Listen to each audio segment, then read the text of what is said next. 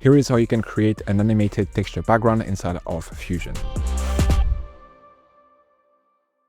First, you need to find a texture. I would recommend using a texture lab. Download whatever texture you want. Then inside of Fusion, start by bringing a background and linking that to the media out. Bring the alpha channel down to 0 to get transparency.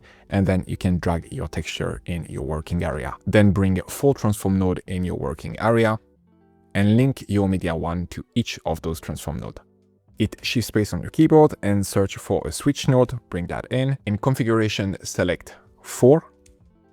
And then link each of the transform node to an arrow in the switch node. Now link back the switch node to your main composition. Select your transform 2 and switch it horizontally. Transform 3, switch it horizontally and vertically, and then transform 4 only vertically. Now, as you're switching each of those input, the background is basically changing. We just need to animate that with an expression. Right-click on source, select expression, and paste this expression right here.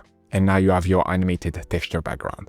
If you want to extend the length, you can always go to the edit page and extend that clip for whatever length you want. And if you want to save it for later, you can go over and save it in your Power Bin by selecting here Media Pool. Make sure that you have Show Power Bin selected, and then you can drag that clip into your Power Bin. And now you can reuse that across all of your projects inside of Davinci Resolve.